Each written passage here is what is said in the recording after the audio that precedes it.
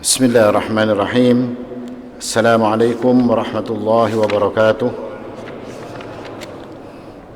الحمد لله نحمده ونستعينه ونستغفره ونعوذ بالله من شرور أنفسنا وسيئات أعمالنا. من يهده الله فلا مضل له ومن يضلل فلن تجد له وليا مرشدا. وأشهد أن لا إله إلا الله وحده لا شريك له وأشهد أن محمدًا عبده ورسوله. اللهم صل وسلم وبارك على نبينا محمد وعلى آله وصحبه وسلم تسليما مزيدا. وبعد إخواني وأخواتي في الدين أعزكم الله. Bapak-bapak, ibu-ibu, saudara-saudara sekalian yang dimuliakan oleh Allah Subhanahu wa taala. Alhamdulillah, kita bersyukur kepada Allah Subhanahu wa taala atas nikmat yang Allah berikan kepada kita sehingga kembali kita bisa duduk di tempat yang mulia ini dengan kemudahan Allah Subhanahu wa taala, dan ini adalah nikmat dari Allah. Mudah-mudahan dengan duduknya kita di sini akan menjadikan diri kita semakin bertambah keimanan kita, ketakwaan kita kepada Allah Subhanahu wa taala, serta ketaatan kita kepada Allah Subhanahu wa taala. Amin ya rabbal alamin. Ikhwani wa akhwati fid din, a'azzakumullah. Kajian kita melanjutkan kajian kita di pertemuan yang lalu tentang tafsir surat Nuh, di mana di pertemuan yang lalu kita telah membahas tentang sebab diutusnya Nabiullah Nuh alaihi salam kepada kaumnya, yakni ketika terjadi kesyirikan di kaum tersebut dengan menjadikan patung-patung untuk orang-orang saleh mereka yang pada awalnya hanya sekedar untuk mengenang, kemudian menjadi semakin mereka mendekat kepada patung-patung tersebut untuk mencari keberkahan, lalu kemudian mereka berdoa menggunakan patung-patung tersebut sebagai perantara, dan sampai pada akhirnya mereka kemudian menyembah kepada patung-patung tersebut. Oleh karenanya di dalam agama kita, agama yang dibawa oleh Nabiullah Muhammad sallallahu alaihi wasallam, memberikan saddud dari'ah. Saddud dari'ah ini menutup celah-celah yang mungkin bisa menjadikan kesyirikan itu ada di dalam umat ini. Akhirnya di dalam syariat kita ini Rasul sallallahu alaihi wasallam mengharamkan bagi kita berbagai macam jenis patung daripada patung-patung makhluk hidup. Kemarin mungkin kita telah membahas tentang hukum patung dan lukisan di dalam agama Islam, di dalam agama Nabi sallallahu alaihi wasallam, di mana ini adalah perkara yang haram karena Rasul sallallahu alaihi wasallam telah mengatakan, asyaddun nasi adaban yaumal qiyamati alladziina yudahuna bi khalqillah. Orang yang paling besar, paling keras azabnya nanti pada hari kiamat adalah orang-orang yang menandingi ciptaan Allah Subhanahu wa taala. Dan Nabi sallallahu alaihi wasallam pun mengatakan, inna ashaba hadhihi suwar yaumal qiyamati yu'adzabun fayuqalu lahum ahyu ma khalaqtum. Orang-orang yang menggambar ataupun orang-orang yang membuat patung ini nanti pada hari kiamat yu'adzabun, mereka akan diazab oleh Allah Subhanahu wa taala dan dipaksa, dikatakan kepada mereka dengan dipaksa untuk menghidupkan segala macam patung, segala macam lukisan makhluk hidup yang mereka buat. Ini siksa yang luar biasa, dan tidak akan mungkin mereka akan mampu untuk menghidupkan patung-patung tersebut atau lukisan-lukisan tersebut, dengan sebab yang mampu menghidupkan adalah hanya Allah Subhanahu wa taala. Alladzi khalaqal mauta wal haya. Allah lah yang menciptakan kematian dan Allah pula yang menjadikan kehidupan. Ini di dalam agama kita, di dalam agama Islam, risalah yang dibawa oleh Nabiullah Muhammad sallallahu alaihi wasallam. Maka patung-patung ini atau lukisan-lukisan makhluk hidup ini diharamkan di dalam agama kita. Artinya untuk menjaga jangan sampai nanti sebagaimana yang terjadi di umat Nabiullah Nuh alaihi salam. Karena sesungguhnya ketika Al-Quran menceritakan tentang suatu cerita di dalam Al-Quran ini, baik itu kisah Nabi Nuh, baik itu kisah Nabi Saleh, baik itu kisah Nabi Hud, kisah Nabi Yusuf, atau kisah apapun dari kalangan para nabi, sesungguhnya itu yang terjadi di kalangan umat Nabi sallallahu alaihi wasallam. Semua sama dengan apa yang terjadi pada diri Nabi sallallahu alaihi wasallam. Makanya untuk menutup semua celah bagi setan untuk menjadikan patung-patung tersebut atau lukisan-lukisan tersebut diagungkan, maka diharamkanlah di dalam syariat kita. Karena kita mungkin kemarin telah dibicarakan, kenyataannya di dalam kehidupan kita sehari-hari memang mereka mengagungkan foto-foto tersebut, mengagungkan patung-patung tersebut. Sebagai contoh adanya foto para ulama, foto para alim ulama. Ketika rumahnya terbakar, ternyata fotonya qadarullah, foto ini tidak terbakar. Akhirnya dijadikanlah sebuah anggapan, api aja takutan lawan foto sidin. Iya kan? Kan kita sering lihat qadarullah tidak terbakar foto-foto tersebut, maka dikatakan api saja takutan. Masya Allah, ini mengalahkan Nabiullah Ibrahim alaihissalam. Kalau Nabi Ibrahim ini apinya tidak membakar dalam keadaan beliau hidup, tapi ini fotonya saja api ada wani, ya kan?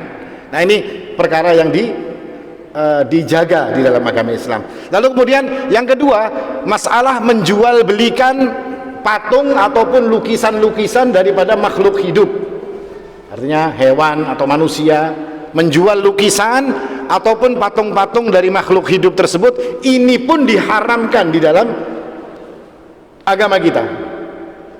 Tidak boleh bagi kita untuk menjual belikan atau memajangnya di rumah, di muka rumah misalnya, karena rumahnya ganal, di depan rumah diberi gambar misalnya naga 2 ikung, ya kan? Atau di dalam rumahnya nanti dipasang foto-foto atau lukisan-lukisan. Oh ini ulahan Leonardo da Vinci, ini mahal harganya, ini ulahannya pelukis-pelukis terkenal. Tidak mau tahu kita dengan urusan pelukis terkenal. Ketika itu melanggar syariat Allah Subhanahu wa taala, melanggar sabda-sabda Nabi sallallahu alaihi wasallam, dan Nabi mengatakan bahwasanya itu adalah haram, maka kita pun akan mengatakan itu haram. Kenapa Nabi mengharamkan patung-patung makhluk hidup ataupun lukisan-lukisan makhluk hidup itu digantung di rumah-rumah kita? Karena Nabi mengatakan la tadkhulul malaikatu baitan fihi kalbun aw surah. Malaikat itu tidak akan mau masuk ke dalam rumah yang ada anjingnya dan rumah yang ada gambar-gambar makhluk hidup. Bagaimana mungkin kita senang dengan sebuah lukisan, mengatakan ini harganya mahal, ini seperti ini seperti itu. Akan tetapi malaikat-malaikat Allah Subhanahu wa taala, malaikat yang membawa rahmat kepada keluarga kita, justru mereka tidak mau masuk ke dalam rumah kita. Karena pernah kejadian Rasul sallallahu alaihi wasallam menunggu malaikat Jibril alaihi salam, sudah janjian dengan Jibril alaihi salam. Ternyata Jibril alaihi salam tidak datang-datang. Dan Rasulullah mengatakan ini bukan akhlaknya Jibril. Jibril selalu tepat waktu. Maka ternyata dilihat di rumah Nabi ada anjing di bawah tempat tidur Nabi sallallahu alaihi wasallam. Maka ketika anjing itu dikeluarkan, maka datanglah malaikat Jibril alaihi salam, dan beliau sallallahu alaihi wasallam mengatakan anjing dan juga lukisan-lukisan atau patung-patung makhluk hidup ini menjadikan malaikat tidak mau masuk ke dalam sebuah rumah. Bahkan Nabi SAW ketika di rumah beliau ada tirai yang bergambar burung, maka beliau memerintahkan kepada Ummul Mukminin, ibunda kita Aisyah radhiyallahu anha, untuk menyingkirkan gambar tersebut. Akhirnya oleh Ummul Mukminin dipotong-potong dan dijadikan alas daripada bantal yang digunakan untuk tidur. Artinya terpotong sudah gambar-gambar tersebut. Nah ini berkaitan dengan patung. Tapi di dalam agama Islam juga tidak kaku sekaku-kakunya. Ada rukhsah sebagaimana dikatakan oleh Syekh Yusuf Al-Qaradawi hafizahullah taala. Beliau mengatakan ada rukhsah dalam perkara ini. Seperti apa? Seperti foto kita di KTP, atau foto kita ini digambarkan oleh beliau, ini bukanlah menciptakan satu bentuk baru. Beliau membahas secara panjang lebar ini, kalau mau tahu, di buku beliau judulnya Al-Halalu wal Haramu fil Islam, halal dan haram di dalam Islam. Di situ dibahas secara gamblang oleh Syekh Yusuf Al-Qaradawi. Artinya kalau foto ini adalah rukhsah, karena untuk KTP, mungkin untuk paspor, untuk gambar-gambar apa foto kita, dan itu kata beliau tidaklah menciptakan gambar baru, tidaklah menciptakan atau menyaingi makhluk Allah Subhanahu wa taala. Foto adalah proyeksi saja, sehingga tidak dijadikan sebagai sebuah bentuk baru dari ciptaan Allah Subhanahu wa taala. Dan ini hikmah yang bisa kita ambil kenapa sampai di dalam agama kita ini diharamkan urusan patung dan lukisan-lukisan daripada makhluk-makhluk yang bernyawa. Dan dengan sebab inilah Nabiullah Nuh alaihi salam diutus oleh Allah Subhanahu wa taala kepada kaumnya. Akan tetapi ketika Nabiullah Nuh datang kepada kaum tersebut, mengingatkan umat tersebut, kaum beliau, tentang masalah kesyirikan kepada Allah Subhanahu wa taala, mengajarkan kepada mereka tentang tauhid, memberikan kabar gembira kepada mereka tentang ampunan Allah, tentang umur yang akan dipanjangkan oleh Allah, tentang keberkahan yang akan diberikan oleh Allah Subhanahu wa ta'ala ketika mereka meninggalkan kesyirikan. Tetapi apa yang dikatakan oleh Nabiullah Nuh alaihissalam ini tidak digubris oleh kaumnya, kada dihirani. Sama sekali kaum ini tidak mau menoleh kepada Nabiullah Nuh alaihissalam. Maka ketika kaum ini yang diajak untuk menyelamatkan diri mereka ini tidak mau untuk diselamatkan, akhirnya Nabiullah Nuh alaihissalam ini pun jadi sedih, jadi susah hati beliau, sebagaimana Rasulullah SAW ketika kaumnya diajak untuk mentauhidkan Allah, maka kaum itu menolak. Rasul SAW pun bersedih, fala'allaka bakhi'un nafsaka ala atharihim in lam tu'minu bihadzal hadithi asafa. Kiranya hampir-hampir saja Nabi ini mencelakakan dirinya, kata Allah Subhanahu wa ta'ala, dengan sebab kaumnya tidak mau beriman dengan al-hadith, dengan Al-Quran yang dibawa kepada mereka oleh Rasulullah SAW, sama dengan Rasulullah. Maka ketika keadaan sudah menjadi seperti ini, Nabiullah Nuh alaihissalam ini bersedih, maka tidak ada jalan lain bagi seorang nabi kecuali dia mengadukan kepada Allah Subhanahu wa ta'ala. Artinya Nuh alaihissalam mengadu kepada Allah Subhanahu wa ta'ala bahwasanya dirinya telah benar-benar berdakwah, dirinya telah benar-benar menyingsingkan waktunya untuk menyampaikan risalah yang dibawa oleh Nuh alaihissalam yang datang dari Allah Subhanahu wa ta'ala. Beliau mengatakan dalam lanjutan ayat tersebut, qala rabbi inni da'autu qaumi lailan wa nahara. Wahai Allah, dia mengadukan kepada Allah, dia ingin agar Allah Subhanahu wa ta'ala tidak menjadikan Nuh alaihissalam ini, mungkin dikatakan makanya pantas saya ikan malas, jadi umat kada ada yang umpat, pantas saja kamu kerjaannya guring makan aja, akhirnya umat tidak ada yang beriman. Nuh alaihissalam tidak ingin dirinya dianggap sebagai orang yang gagak, yang tidak menyampaikan risalah. Maka beliau mengatakan, Rabbi inni da'autu qaumi lailan wa nahara. Wahai Allah, kata Nuh alaihissalam, sesungguhnya aku telah menyeru umatku ini lailan wa naharan, malam dan siang. Kalau kita biasanya mengatakan seperti apa? Malam siang apa siang malam? Begawe aku siang malam, jar kita. Tapi di sini Nuh alaihissalam mengatakan lailan wa nahara, malam dan siang. Maknanya kata para ulama bahwasanya Nabiullah Nuh ini tanpa henti mengingatkan umat untuk menuju kepada tauhid, kepada Allah Subhanahu wa ta'ala, sampai malamnya kada berguringan istilahnya, ya kan, untuk hanya menyeru umat agar mereka mau mentauhidkan Allah Subhanahu wa ta'ala. Falam yazidhum du'ai illa firara. Tapi mereka tidak mau menyambut dakwahku, mereka tidak mau beriman untuk masuk ke dalam agama tauhid ini, tapi mereka yang dilakukan adalah illa firara, mereka pergi, mereka lari meninggalkan apa yang aku sampaikan ini tadi. Wa inni kullama da'awtuhum litaghfir lahum ja'alu asabi'ahum fi adanihim wastaghshaw thiyabahum wa asarru wastakbaru istikbara.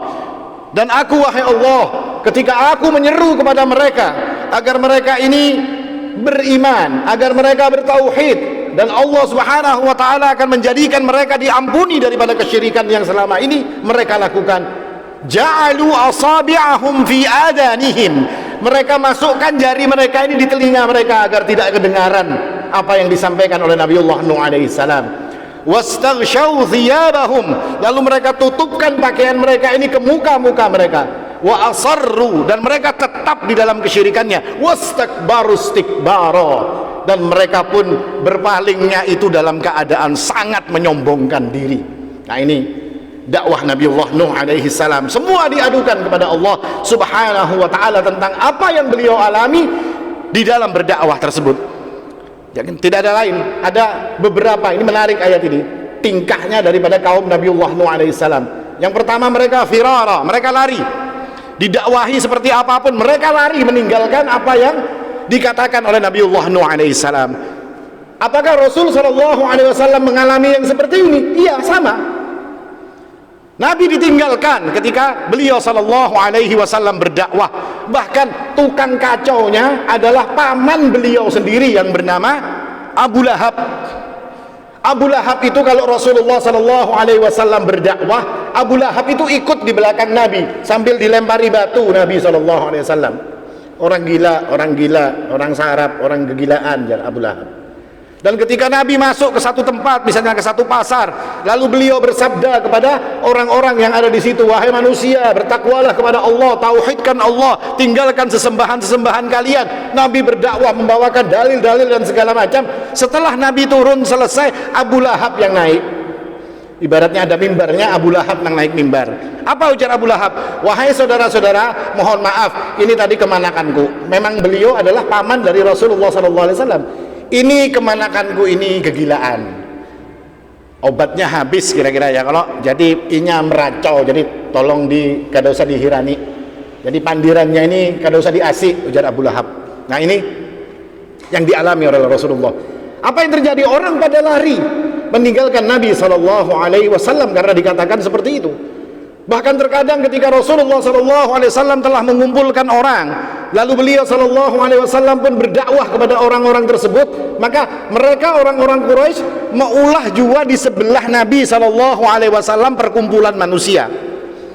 Jadi ibaratnya kalau Nabi mengadakan pengajian, bubuhan Quraisy ini tadi di sebelah mengadakan dangdutan, ibaratnya kayak itu, agar orang beralih kepada kemaksiatan ini tadi. Ini selalu digunakan oleh mereka untuk mengacaukan, menjadikan manusia lari daripada ajaran Rasul sallallahu alaihi wasallam. Ja'alu asabi'am, yang kedua, ja'alu asabi'ahum fi adanihim. Mereka ini menutup telinga mereka. Telinga mereka ditutup, tidak mau mendengar apa yang dikatakan oleh Nabiullah Nuh alaihi salam. Artinya jangan sampai mereka mendengarkan apa yang dikatakan oleh Nuh alaihi salam. Karena sesungguhnya apa yang dibawa oleh Nuh, yang dikatakan oleh Nuh itu bisa-bisa itu mantra sihir. Kalian akan terkena sihir kalau terkena omongannya Nabiullah Nuh alaihi salam. Ditutup telinganya. Setelah ditutup telinganya, Nuh alaihi salam pun tidak putus asa. Beliau berbicara kepada orang yang ditutup telinganya dengan isyarat, dengan harapan orang ini mengerti tentang isyarat, orang ini mengerti tentang gerak bibir mereka, gerak bibir Nabiullah Nuh alaihi salam. Merasa bahwasanya mereka takut mendengar apa yang dikatakan oleh Nabiullah Nuh meskipun daripada isyarat, maka wastaghshaw thiyabahum, muhanya ditutupi lawan baju. Supaya apa?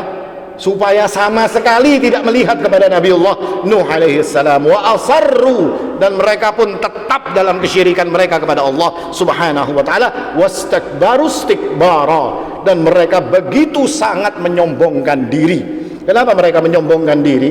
Karena mereka menganggap bahwasanya siapa-siapa yang mengikuti Nabiullah Nuh alaihi salam adalah orang-orang rendahan, orang-orang biasa, sedangkan kami adalah al-mala'. Al-mala' ini orang-orang yang punya kedudukan, politikus, pedagang hebat, ya kan, orang-orang yang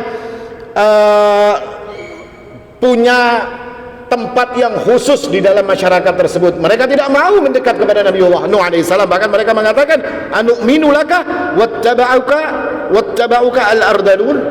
Apakah aku disuruh beriman kepadamu wahai Nuh, sedangkan orang-orang yang bersama kamu ini orang-orang ardalun, orang-orang rendahan, orang-orang biasa, orang-orang yang tidak punya kedudukan. Lalu kami disuruh berkumpul dengan orang-orang rendahan ini. No, tidak mau. Pengikutmu itu orang-orang rendahan. Dan ini juga keadaan para nabi alaihi salatu wassalam. Para nabi seperti itu. Rasul sallallahu alaihi wasallam pun juga seperti itu. Pengikut mereka di awal-awal beliau berdakwah siapa? Bilal radhiyallahu anhu, Ammar bin Yasir dan bapaknya, dan Sumayyah ibunya radhiyallahu anhum jami'an, Khabbab bin Al-Arat yang disiksa begitu dahsyat. Orang-orang biasa, orang-orang rendah yang dengan gampang orang-orang Quraisy itu untuk menyakiti mereka. Ini yang pertama ikut kepada Nabi SAW. Sama dengan ceritanya Nabiullah Nuh alaihi salam. Yang ikut itu orang-orang rendahan, tapi orang-orang rendahan ini adalah orang-orang yang dicintai Allah. Orang-orang rendahan inilah yang akhirnya menjadi sebab Allah Subhanahu wa taala memberikan pertolongan kepada mereka. Bahkan suatu hari ketika Abu Sufyan, sebelum beliau masuk ke dalam Islam, beliau ini berdagang, seorang pedagang besar. Abu Sufyan orang kaya, berdagang sampai di Syam, lalu beliau singgah di tempatnya Heraklius, penguasa Romawi yang berada di Syam pada saat itu. Lalu menceritakan tentang keadaan Nabi ini tadi. Lalu Heraklius bertanya, apakah dia orang kaya? Tidak. Apakah dia dulu bapak-bapaknya adalah para pembesar? Tidak. Atau raja, keturunan raja? Tidak. Lalu bagaimana, kata Heraklius? Pengikutnya adalah orang-orang rendahan, pengikutnya adalah orang-orang miskin, orang-orang lemah dari kalangan budak. Itu pengikut orang yang mengaku sebagai nabi, yakni Rasulullah SAW. Apa jawab Heraklius? Ya seperti itulah yang tertulis di dalam kitab, bahwasanya pengikut para nabi itu adalah orang-orang lemah. Pengikut para nabi adalah orang-orang yang dianggap sebagai orang-orang rendahan. Dan ketahuilah wahai Abu Sufyan, bahwasanya dia yang mengaku nabi itu nanti akan merebut apa yang berada di bawah kakiku. Artinya kekuasaan Romawi ini akan dia rebut, kata Heraklius mengatakan kepada Abu Sufyan. Makanya terjadi beberapa silang pendapat. Ada yang mengatakan Heraklius ini kemudian masuk Islam, tapi karena dia takut kekuasaannya jadi kacau, dia menyembunyikan keislamannya, sebagaimana Najasyi yang masuk Islam tapi dia menyembunyikan keislamannya dari rakyatnya, takut terjadi gejolak nanti di dalam kerajaannya. Nah, ini beberapa gambaran tentang orang-orang rendahan yang menjadi pengikut para nabi tersebut. Nah, ini kita bisa mengambil hikmah dari apa yang didakwahkan oleh Nabiullah Nuh alaihissalam dengan dakwah yang begitu luar biasa sabarnya. Bahkan dikatakan lagi dalam ayat tersebut, wa inni kullama da'awtuhum litaghfira lahum ja'alu asabi'ahum fi adanihim wastaghshaw thiyabahum wa asarru wastakbaru istikbara thumma inni wa a'lantu lahum israra. Mengajak mereka itu satu-satu secara israr, secara sembunyi-sembunyi, didatangi satu-satu, digandah rumahnya, dijelaskan tentang tauhid. Karena Nabiullah Nuh alaihissalam menganggap mungkin saja orang ini tidak mau beriman karena dia takut dengan kaumnya. Mungkin saja orang ini tidak mau beriman dengan sebab dia takut dengan kedudukannya. Maka disuruh rahasia saja. Sudah, ikam beriman secara rahasia tidak apa-apa, kata Nabiullah Nuh alaihissalam. Yang penting ikam ini selamat. Engkau mentauhidkan Allah subhanahu wa ta'ala. Meskipun kaummu tidak tahu, sembunyikan, kata Nabiullah Nuh alaihissalam. Tapi tetap saja orang-orang tersebut tidak mau menanggapi apa yang disampaikan oleh Nabiullah Nuh alaihi assalam. Dan hikmah yang bisa kita ambil bahwasanya ini bagi kita semangat dakwah dan amanat di dalam menyampaikan risalah itu harus terus menerus, tidak boleh yang namanya putus asa. Karena setiap kita ini da'i ilallah. Kita dikatakan oleh Allah sebagai kuntum khaira ummah.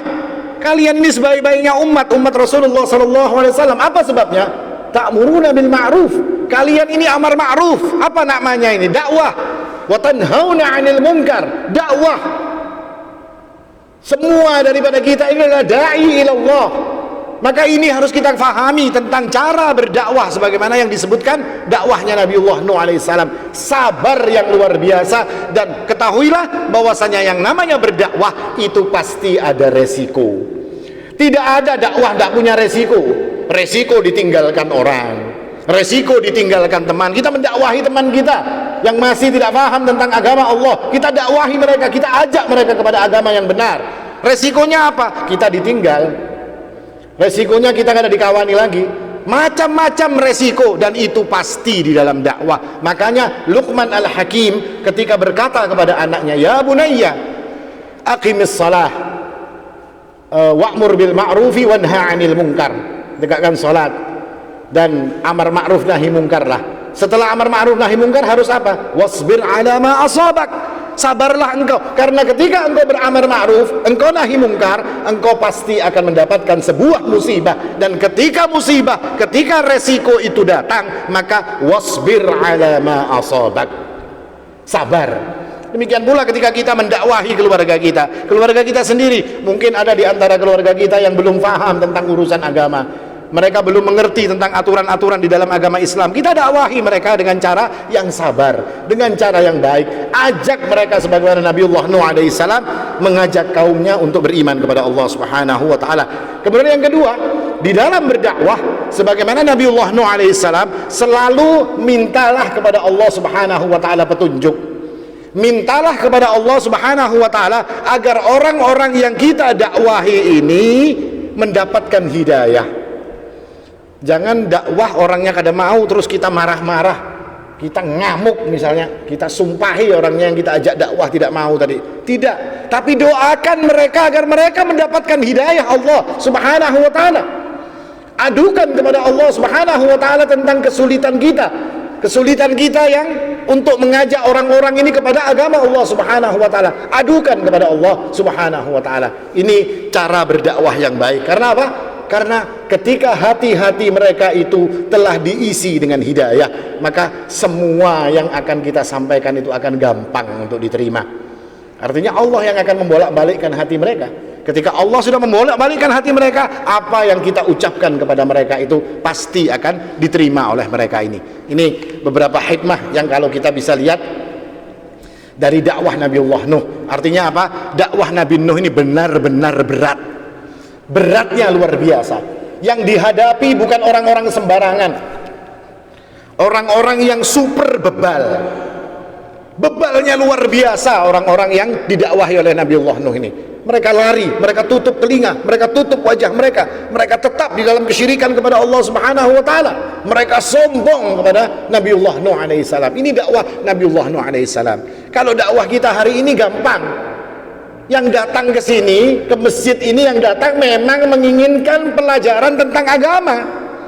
Kan pian datang ke sini kan supaya ngerti tentang agama, supaya dapat siraman rohani. Memang orang yang datang itu gampang untuk diberitahu. Tapi coba bayangkan seperti Nabiullah Nuh alaihissalam yang diajarinya ini kada mau mengerti. Ini kita ini nyaman, dakwahnya kada pakai resiko, ringan. Ya kan, semunyaan percaya aja lawan apa yang dipandirakan. Beda dengan Nabiullah Nuh alaihissalam. Mereka tidak percaya dengan apa yang dikatakan. Ya, mereka tidak percaya dengan apa yang dikatakan oleh Nabiullah Nuh alaihissalam. Nah, ini bedanya kita dengan Nabiullah Nuh.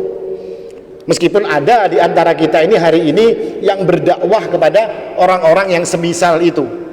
Contohnya ada seperti ada satu ustadz yang berdakwah di pedalaman Irian Jaya, sampai Sidin itu dipanah, keracunan, sampai Sidin ini mendapatkan apa namanya gangguan-gangguan segala macam. Tetap beliau sabar. Ini dakwah yang penuh tantangan, dakwah yang masya Allah masuk ke dalam-dalam untuk menyebarkan agama Allah subhanahu wa ta'ala, mendakwahi orang yang tidak kenal Allah.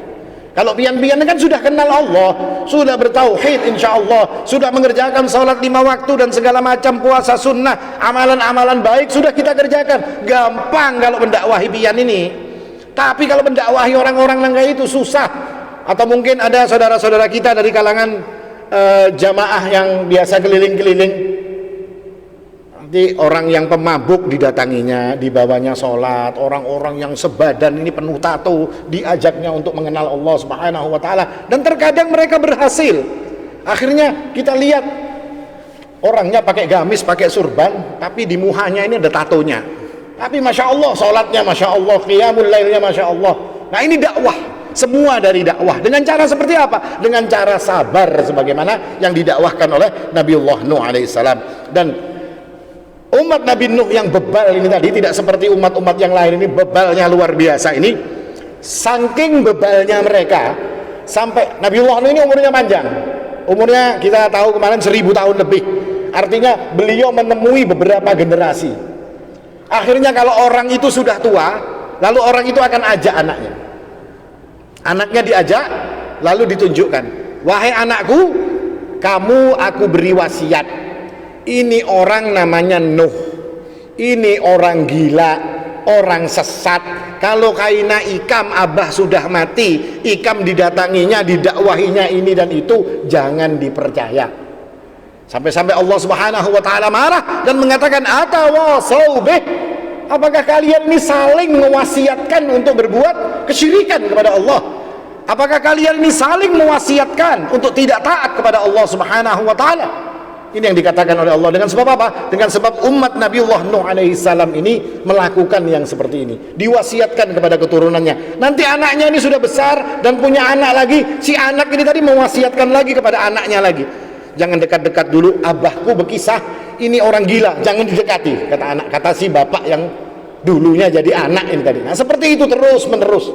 Makanya Nabiullah Nuh alaihi salam ini begitu berat dakwah beliau alaihi salam. Bahkan sampai mereka ini orang-orang yang kafir kepada Nabi Nuh ini sampai mengeluarkan kalimat-kalimat besar ini, kalimat ini.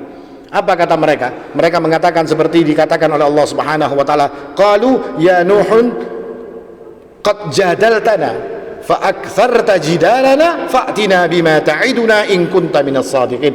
Sudah Nuh, ikan jangan banyak pandir. Jangan banyak ngomong wahai Nuh. Kamu sudah banyak ngomong, sudah banyak debat dengan kami. Sudah datangkan saja azab yang akan Allah berikan kepada kami itu mana? Sudah silahkan datangkan azabnya. Kami tidak mau percaya dengan kamu. Maka datangkan azab yang kamu bilang tadi kalau kamu memang benar seorang nabi. Bayangkan kayak ini, menantang agar Allah Subhanahu wa taala menurunkan azab kepada mereka. Ini yang dialami oleh Nabiullah Nuh alaihi salam. Padahal beliau telah mengatakan kepada Allah, mengadukan kepada Allah bahwasanya beliau ini benar-benar berdakwah itu dengan habis-habisan sudah. Totalitas dakwahnya Nabiullah Nuh alaihi salam, tapi tetap mereka tidak ada satupun yang mau beriman kecuali tidak ada dari mereka yang beriman kecuali sedikit saja. Karena nanti di akhirnya setelah 950 tahun berdakwah yang beriman kepada Nabiullah Nuh itu sekitar 80 orang saja. Jadi selama 950 tahun cuma 80 orang. Jadi 12 tahun nambah seikung. Beda dengan Rasulullah. Rasulullah itu 13 tahun di Mekah, itu kira-kira 130 atau 140 orang yang beriman kepada Nabi sallallahu alaihi wasallam. Tapi ketika beliau telah sampai di Madinah pada Fathu Makkah itu 10.000 pasukan yang dibawa. Itu yang tinggal di Madinah ada kehitungan. Ini 23 tahun saja dakwah Nabi sallallahu alaihi wasallam. Dan di Hajjatul Wada itu yang datang untuk Hajjatul Wada sekitar 124.000 sahabat yang datang pada Hajjatul Wada. 23 tahun Nabi berdakwah, tapi Nuh alaihissalam 950 tahun sekitar 80 orang saja. Bayangkan dia, kira-kira 12 tahun seikung, 12 tahun seikung, 12 tahun, 12 tahun bepandir, bebuihan sudah muntung, 12 tahun hanya seikung yang beriman. Nah ini keadaan Nabiullah Nuh alaihissalam. Lalu kemudian ayat selanjutnya Allah Subhanahu wa taala berfirman mengabarkan tentang apa yang dikatakan oleh Nabiullah Nuh alaihissalam. Dan ini cara dakwah yang kedua. Kalau yang pertama tadi menjelaskan kepada umat tentang ayat-ayat Allah, tentang dalil-dalil naqli. Kalau kalian beriman, ada janji-janji akhirat, kalian akan diampuni, kalian akan diberikan keberkahan, kalian akan diberikan kebaikan, kalian akan dimasukkan surga dan segala macam. Itu janji-janji akhirat yang disampaikan oleh Nabiullah Nuh alaihissalam. Pada cara yang kedua yang ditempuh oleh ini orang-orang kok bebal semuanya ini jar Nuh alaihissalam. Maka dicoba dengan cara dakwah yang kedua. Bagaimana cara dakwah yang kedua? Disebutkan dalam ayat ini, wa qultu astaghfiru rabbakum innahu kana ghaffara. Dan aku telah mengatakan, dia adukan kepada Allah, aku telah mengatakan kepada mereka, wahai Allah, minta ampunlah kepada Allah, karena sesungguhnya Allah itu Ghaffara, Maha Pengampun. Apa yang akan didapat? Kalau tadi apa yang akan didapat kalau mereka beriman kepada Nuh alaihissalam? Dikatakan mereka dapat surga, dapat umur panjang, dapat yang janji-janji akhirat. Tapi cara yang kedua yang disampaikan oleh Nuh alaihissalam dijanjikan dengan urusan dunia. Tadi kalian dapat akhirat, sekarang kalian akan dapat dunia. Kalau kamu beriman kepada Allah, maka yursilis samaa'a 'alaikum midrara. Allah akan menurunkan untuk kalian ini hujan yang lebat, akan mengairi sawah-sawah kalian, akan mengisi mata air kalian, sungai-sungai kalian akan terisi dengan air, mudah bagi kalian untuk dalam menjalankan hidup. Yursilis samaa'a 'alaikum midrara wa yumditkum bi amwalin wa banin. Kalian akan diberikan harta yang banyak oleh Allah Subhanahu wa taala. Kalian akan diberikan anak-anak yang banyak oleh Allah Subhanahu wa taala. wa yaj'al lakum jannatin wa yaj'al lakum anhara, dan Allah akan menjadikan kebun-kebun kalian ini subur, baik kebun-kebun kalian, sungai-sungai kalian pun akan baik untuk mengaliri kebun-kebun kalian. Ini urusan dunia yang disampaikan oleh Nabiullah Nuh alaihissalam. Kenapa dunia? Karena kadang-kadang manusia ini paling senang kalau didakwahi itu kalau dapat dunia. Ya, kalau sifat manusia seperti itu. Pak, kalau mau rezekinya panjang, rezekinya ini banyak, sholat duha gitu. Lalu apa yang dilakukan orang-orang itu? Mengerjakan sholat duha. Kadang-kadang tujuannya apa? Hendak ke pasar, hendak ke toko, sholat duha dulu. Supaya apa? Supaya lancar rezekinya. Nah, kan seperti itu. Supaya lancar rezekinya. Bersedekah. Kenapa Pak bersedekah? Bersedekah itu tidak akan mana qasal mal min sadaqah, tidak akan berkurang harta karena sedekah, akan ditambah oleh Allah Subhanahu wa taala. Dijanjikan janji-janji dunia ini agar mereka ini beriman kepada Nabiullah Nuh alaihi salam. Artinya ini, kalau kamu tadi janji akhirat, ini sekarang janji dunia.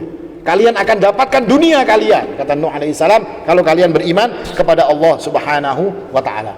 Tapi tetap janji dunia pun mereka tidak mau menggubris. Tidak mau terima akhirat, tidak mau terima dunia. Ini umatnya Nabi Nuh alaihi salam.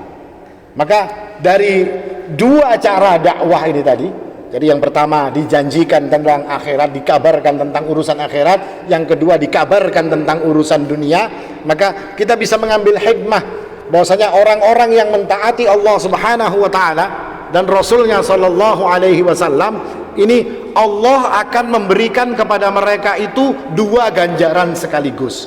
Kita ketika taat kepada Allah, Allah akan balas dengan dua balasan sekaligus. Yang pertama balasan akhirat, dan yang kedua adalah balasan dunia kita akan mendapatkan. Man amila salihan min dzakarin aw untha wa huwa mu'min. Barang siapa yang beriman dan beramal saleh dari kalangan laki-laki ataupun wanita, wa huwa mu'min, mereka beriman kepada Allah Subhanahu wa taala, falanuhyiyannahu hayatan thayyibah. Allah akan berikan kehidupan di dunia ini dengan kehidupan yang baik. Wa lanajziyannahum bi ahsanil ladzi kanu ya'malun. Dan nanti di akhirat Allah akan memberikan dengan balasan yang lebih baik daripada dunia ini, yakni Allah akan berikan kepada mereka surganya Allah Subhanahu wa taala. Ini dua janji Allah Subhanahu wa taala ketika Allah mengatakan kepada orang-orang yang beriman. Maka ketika kita hari ini menginginkan kebaikan dunia, menginginkan kebaikan akhirat, maka perbaiki agama kita. Menginginkan dua keadaan ini tadi sebagai balasan Allah, maka perbaiki agama kita. Ini janji Allah Subhanahu wa taala. Yursilis samaa alaikum midrara. Allah akan berikan hujan yang lebat. Artinya Allah akan memudahkan semua urusan kita. Wa yumditkum bi amwalin wa banin. Allah berikan harta kepada kita, dan Allah berikan anak-anak kepada kita. Ingin anak-anak kita saleh, dekatlah kepada Allah Subhanahu wa taala. Ingin anak-anak kita ini menjadi penghafal Al-Qur'an yang mengerti tentang agama Allah Subhanahu wa taala, dekatlah kepada Allah, karena Allah menjanjikan ini akan menjadi balasan bagi mereka.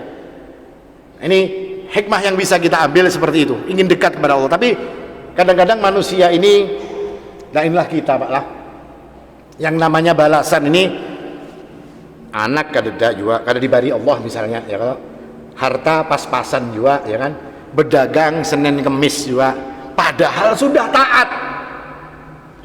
Terus apa kata kita? Sudah anak ini sudah taat, anak tetap kada baisi, harta ya kayak itu juga, usaha juga Senin Kemis, kayak puasa juga Senin Kemis, ya kan? Ini anunya, usahanya dunianya. Nah ini kadang-kadang manusia seperti ini manusia yang lupa dan kurang bertafakkur. Tahukah pian bahwasanya Allah itu memberikan kepada manusia ini segala sesuatu, kadang-kadang mereka tidak menyadarinya. Pian bisa datang ke tempat ini dalam keadaan sehat, itu dari mana? Nikmat Allah. Pian bisa senang dengan masjid, pian bisa senang dengan kajian-kajian agama. Dari mana itu? Itu nikmat Allah. Berapa banyak manusia di luar sana yang mereka ingin seperti pian, ingin seperti kita, tapi mereka selalu terhalang. Mereka ingin sholat di masjid, mereka ingin duduk di kajian-kajian ilmu, tapi mereka selalu terhalang. Kenapa? Karena Allah tidak memberikan nikmat kepada mereka. Tapi kita bersyukur kepada Allah, Allah memberikan kebaikan-kebaikan seperti ini kepada kita, dan ini adalah nikmat. Nikmat karena apa? Karena insya Allah kita ini adalah orang-orang yang taat kepada Allah Subhanahu wa ta'ala. Jadi jangan su'don kepada Allah, karena kebaikan-kebaikan apapun itu datangnya dari Allah Subhanahu wa ta'ala. Dan orang-orang yang terhalang, orang-orang yang tidak bisa melakukan segala sesuatu dengan baik, tidak bisa dekat dengan agama, tidak bisa khusyuk di dalam salat mereka, tidak bisa merasa takut ketika mereka membaca Al-Quran, ketahuilah itu azab dari Allah Subhanahu wa ta'ala. Ada orang datang kepada Nabiullah Musa alaihissalam, wahai Nabi Musa, saya ini bermaksiat kepada Allah Subhanahu wa ta'ala, akan tetapi Allah tetap memberikan kepadaku rizki, Allah tetap memberikan kepadaku kebaikan-kebaikan. Maka Allah Subhanahu wa ta'ala pun berfirman kepada Nabiullah Musa alaihissalam, katakan pada orang itu, sudah berapa tahun dia tidak pernah bisa khusyuk di dalam beribadah kepada Allah Subhanahu wa ta'ala. Kita kalau tidak bisa khusyuk dalam sholat, tidak bisa khusyuk saat membaca Al-Quran, tidak bisa hati kita ini tergantung kepada masjid, maka ketahuilah itu azab, itu hukuman dari Allah Subhanahu wa ta'ala. Allah tidak selalu menghukum kita dengan habiskan harta kita. Allah tidak selalu menghukum kita dengan diberikannya kepada kita penyakit, tidak. Tapi ada perkara-perkara yang kita tidak merasakan bahwasanya itu sejatinya adalah hukuman yang datang dari Allah Subhanahu wa ta'ala. Dan ini bahaya, Pak. Kalau dihukum oleh Allah Subhanahu wa ta'ala bermaksiat, kemudian keluar dari tempat maksiat, dirampok orang, atau naik kendaraan tergugur, jadi ingat kepada Allah Subhanahu wa ta'ala, ini masih mending. Yang bahaya itu kalau dihukum oleh Allah dalam keadaan kita tidak merasa. Seperti orang-orang zalim itu dihukum oleh Allah, dibiarkan dia disuruh zalim terus. Semakin dia zalim, semakin dia hebat. Semakin dia zalim, semakin banyak hartanya. Semakin dia zalim, semakin dia berkuasa. Kenapa Allah jadikan seperti itu? Agar nanti di akhirat bayarnya langsung berataan, borongan.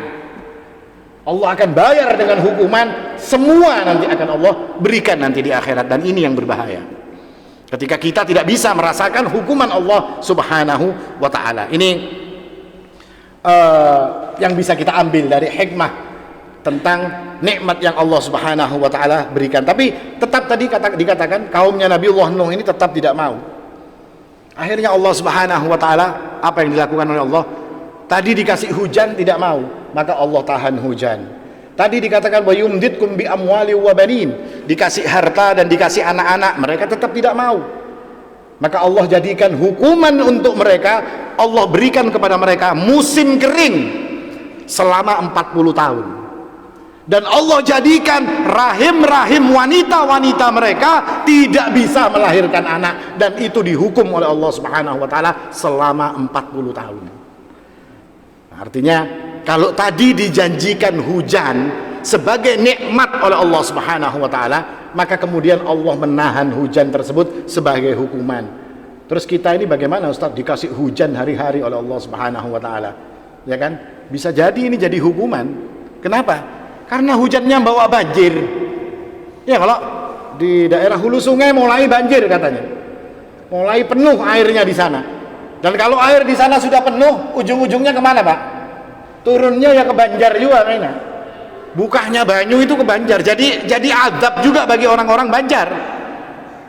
Padahal Allah menjanjikan apa? Hujan ini rahmat.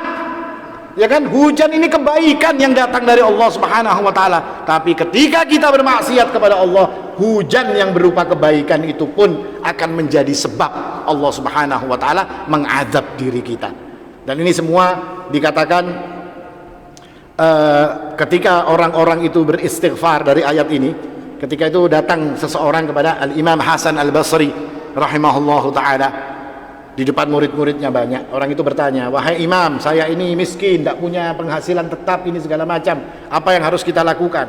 Maka Hasan Al-Basri menjawab dengan ayat ini, beristighfarlah kepada Allah, banyak-banyak minta ampun. Seperti kita hari ini harus banyak-banyak minta ampun, agar kada jadi banjir, agar hujan yang datang menjadi rahmat, tidak menjadi malapetaka bagi kita.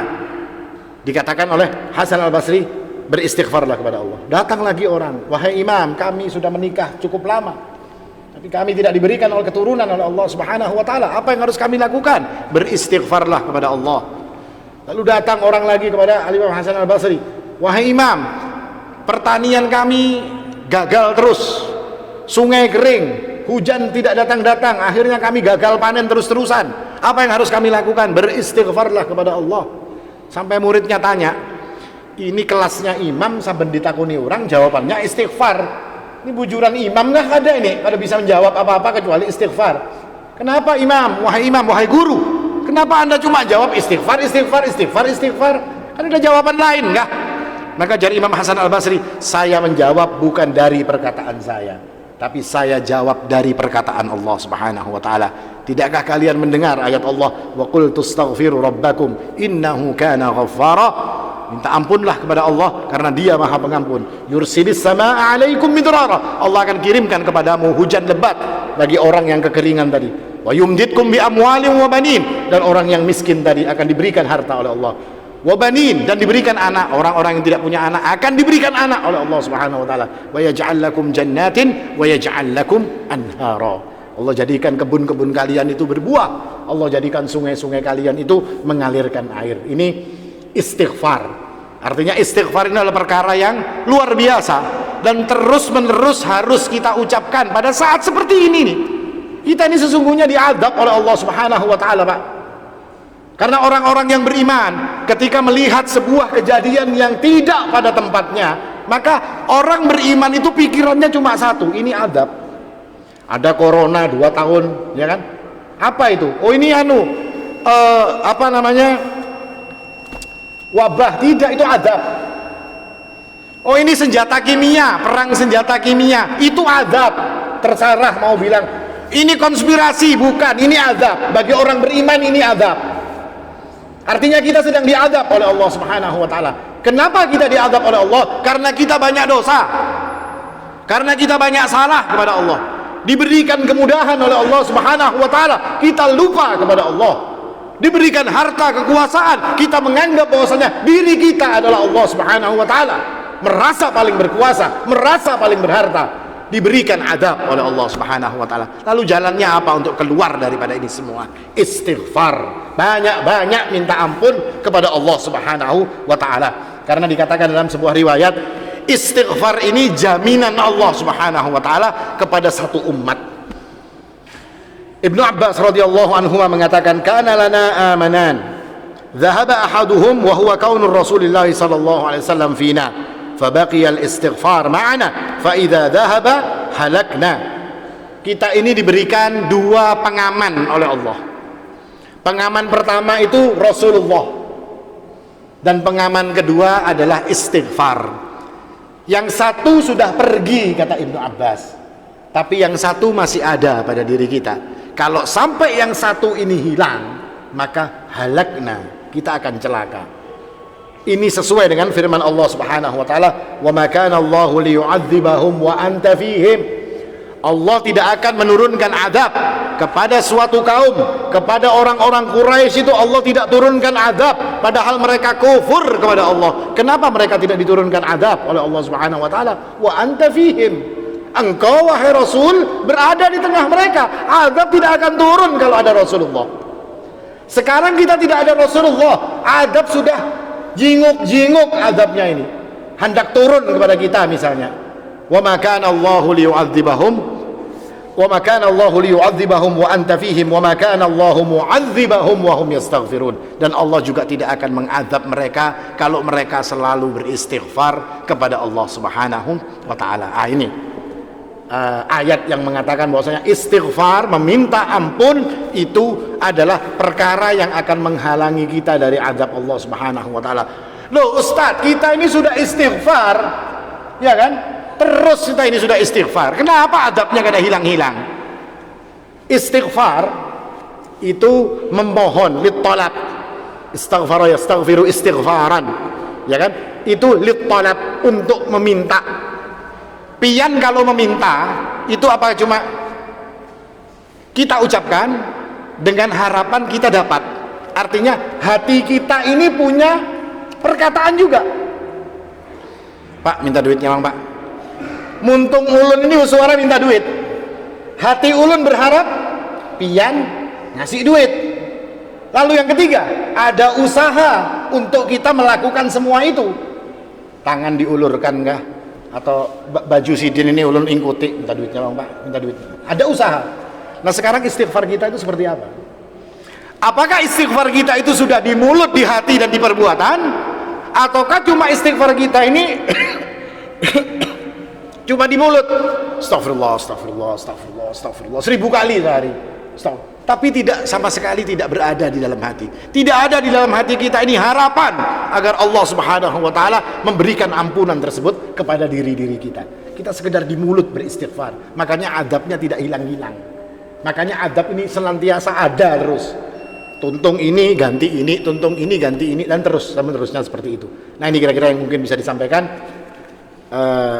Lanjutan daripada tafsir surat Nuh ini, insyaallah di pertemuan yang akan datang kita akan membahasnya. Mudah-mudahan bermanfaat. Aqulu qouli hadza wal haqqu 'indallah.